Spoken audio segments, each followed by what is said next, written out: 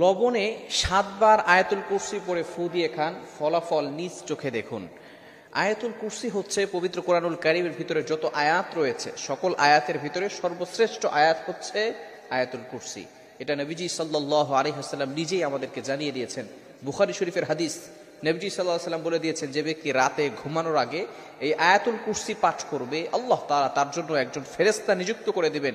এই ফেরেশতা রাত থেকে নিয়ে সকাল পর্যন্ত, ফজর পর্যন্ত ওই বান্দাকে প্রটেক্ট করবেন।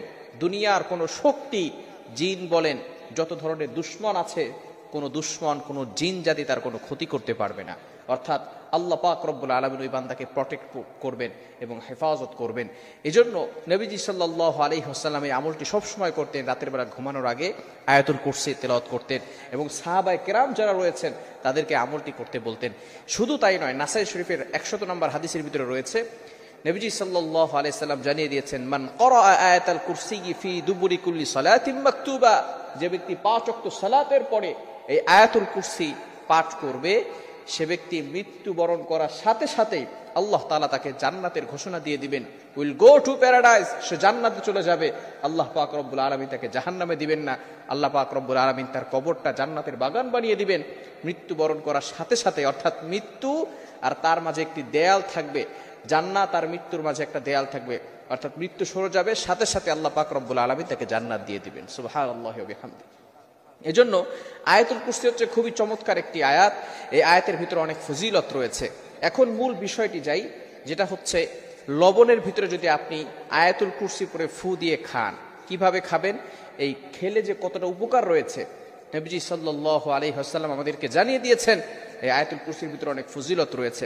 লবণের ভিতরে অল্প কিছু লবণ নেবেন, এরপরে আপনি সকালবেলা আয়াতুল কুরসি 7 বার পরে সেই লবণে ফু দিবেন।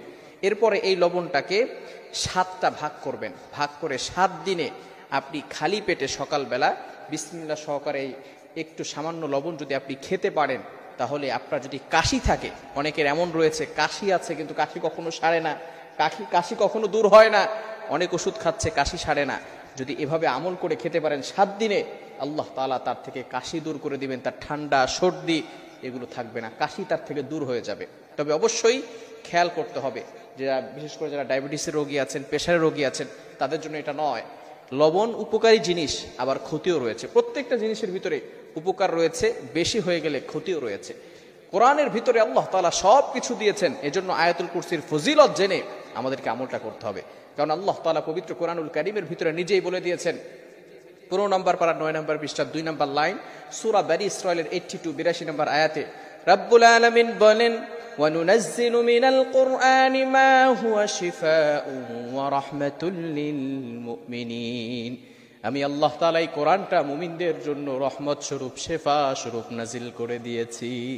এজন্য এই আমলটি করুন। আয়াতুল কুরসি হচ্ছে অবশ্যই গুরুত্বপূর্ণ একটি আয়াত, এবং ইয়াকিনের সাথে যদি কোনো ব্যক্তি আমলটা করে, সে যদি এভাবে খেতে পারে, আল্লাহ তাআলা তাকে এই ধরনের রোগ থেকে তাকে হেফাজত করবেন। আল্লাহ তাআলা আমাদের সকলকে বুঝার তৌফিক দান করেন।